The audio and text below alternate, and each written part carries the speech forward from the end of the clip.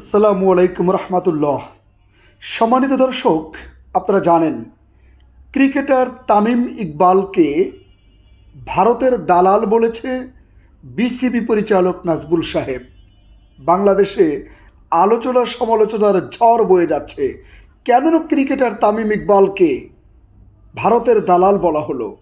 কেন বললেন বিসিবি পরিচালক নাজবুল সাহেবকে ক্ষমা চাইতে হবে?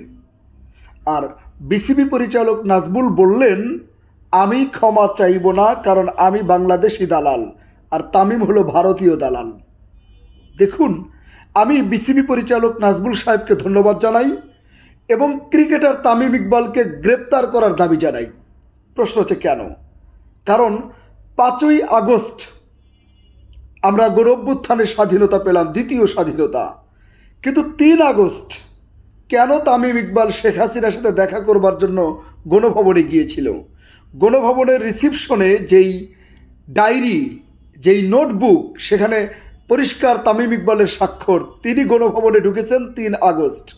প্রশ্ন হলো, ছাত্র জনতার রক্তে যখন রাজপথ রঞ্জিত, সারা দেশের মানুষ যখন টালমাটাল, দেশ একেবারে টেকনাফ থেকে তেঁতুলিয়া, রূপসা থেকে পাথুরিয়া, সব জায়গায় যেখানে হাহাকার, শহীদদের পরিবারের কান্নার আহাজারি, তখন তামিম ইকবাল কেন, কিসের কারণে 3ই আগস্ট গণভবনে গেলেন?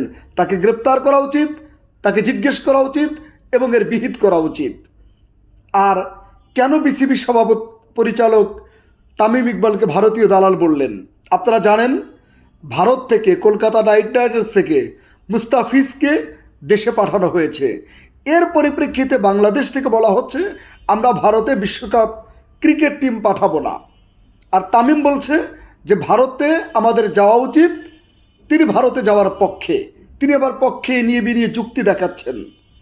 তার মানে হলো, ভারত যেখানে আমাদের মুস্তাফিজকে নিরাপত্তা দিতে পারছে না, সেখানে পুরো ক্রিকেট টিম আমরা কেন ভারতে পাঠাবো? এরপরও তামিমের কথা হলো না, ভারতে পাঠাতে হবে, তিনি ভারতের পক্ষে। তো ভারতীয় দালাল বলবে না কি? আমাদের প্রবলেমটা কি জানেন? এই তামিম যখন ভাঙা হাত নিয়ে এক হাতে ব্যাটিং করলেন, আমরা তখন বলে বেড়াচ্ছি তামিম দেশপ্রেমিক, দেশপ্রেমে উদ্বুদ্ধ। কি দেশপ্রেম? এক হাতে কষ্ট করে ব্যাটিং করেছে। আরে ভাই, দেশপ্রেমের কি হলো এখানে? সে খেলে টাকার জন্য, কোটি কোটি টাকার জন্য। সে খেলে সম্মানের জন্য, সে খেলে মর্যাদার জন্য, সে খেলে বিজ্ঞাপন থেকে ইনকাম করার জন্য। এত কোটি টাকা ইনকাম করার পরেও তাদের লোভ কমে না, তারপরেও তারা জুয়া খেলে ক্রিকেট নিয়ে। তারা তো টাকার জন্য খেলে ভাই। ভাঙা হাত নিয়ে খেলুক আর ভাঙা পা নিয়ে খেলুক, টাকার জন্যই খেলে। এখানে দেশপ্রেম খোঁজার কিছু নেই। বরং বলুন না, আমার যে রিক্সাওয়ালা ভাইটা 103 ডিগ্রি জ্বর নিয়ে সে রিক্সা চালায়, আমার ওই ভাইটার মধ্যে দেশপ্রেম খুঁজুন। আমার যে ভাইটা রাজমিস্ত্রির কাজ করে, 105 ডিগ্রি জ্বর, 103 ডিগ্রি জ্বর, সেই লোকটা 10তলা ভবনে উঠে কেমনে কষ্টের মধ্যে অসুস্থ অবস্থায় ভবন নির্মাণ করে, তার পরিবারকে খাওয়ায়, তার মধ্যে দেশপ্রেম খুঁজুন। ও ওইটা করে পেটের দায়ে, আর তামিমরা ভাঙা হাত খেলে দেশপ্রেম নিয়ে। এই ফাজলামি বন্ধ করতে হবে। কোনো শিল্পী যদি কনকনে শীতের মধ্যে শুটিং করে, আমরা বলি শিল্পীর প্রতি ডেডিকেশন। না ভাই, এটা ডেডিকেশন, এটা দেশপ্রেম না। এখানে টাকা, সম্মান আর মর্যাদাটা গুরুত্বপূর্ণ। সাকিব আল হাসান, মাশরাফি, তারা কোটি কোটি টাকা ইনকাম করেছে, তাদের মর্যাদা আছে, সম্মান আছে, দেশব্যাপী পরিচিতি আছে। এরপরেও তাদের ক্ষমতা লাগবে। তারা কি করলো? যেখানে শেখ হাসিনা স্বৈরাচার হয়ে গোটা দেশের নির্বাচন ব্যবস্থাকে ভুলণ্ঠিত করেছে, সেই ফ্যাসিস্টের সাথে হাত মিলিয়ে এমপি হওয়া লাগবে মাশরাফি আর সাকিবের। এখানে কি দেশপ্রেম আছে? আদৌ দেশপ্রেম আছে? তো দেশপ্রেম তো নাই। এখানে কি আছে? টাকা আছে, ক্ষমতা লাগবে। ক্ষমতার পাগল হয়ে ফ্যাসিস্ট হাসিনার কাছে হাত মিলিয়ে তারা কিন্তু এমপি হয়েছে। তার মানে বোঝা গেল, এগুলোর মধ্যে ভাই দেশপ্রেম টেশপ্রেম খুঁজবেন না। তামিম ইকবালকে গ্রেপ্তার করতে হবে। কেন হাসিনার কাছে 3 আগস্ট গিয়েছে, কেন এখনও ভারতের পক্ষে দালালি করে, এটা আপনাদেরকে মাথায় রাখতে হবে।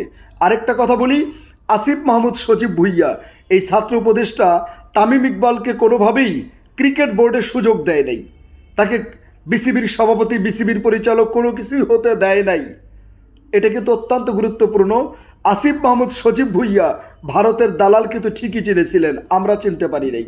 পরিষ্কার কথা হলো যে খুব দুঃখজনক, তামিমকে দালাল বলার কারণে এই ক্রিকেট বোর্ডের বোদ্ধারা, ক্রিকেট প্লেয়াররা তারা একেবারে আন্দোলন করছে। তারা বলছে তামিমকে দালাল বলার জন্য ক্ষমা চাইতে হবে। কেন ভাই? জুলাই গণ অভ্যুত্থানে কোনো ক্রিকেটারের একটা পোস্ট আমরা পাই নেই। ওই যে তাসকিন আর কি তানজিম, ওরা একটা দায় সারা পোস্ট দিয়েছে, আর কেউ কোনো পক্ষে লেখে নাই, সব টু মেরেছিল। শহীদ শরীফ ওসমান হাদি শহীদ হয়ে গেল, একটা ক্রিকেটার কোনো আওয়াজ নাই তাদের। আর তামিমকে শুধু মুখ দিয়ে দালাল বলেছে, আর তার জন্য মাপ চাইতে হবে। তোরাই বেটা সবচাইতে বড় দালাল। তোরা এদেশের কোটি কোটি টাকা লুটে নিচ্ছিস, ইনকাম করতেছিস, সম্মান পাচ্ছিস, মর্যাদা পাচ্ছিস, কিন্তু তোদের মধ্যে কোনো দেশপ্রেম নেই। মনে রাখতে হবে, ক্রিকেট বড় নয়, আমার দেশ বড়। আগে দেশ, আগে দেশ, আগে দেশ, তারপরে ক্রিকেট। কোনো কথা নেই। ধন্যবাদ।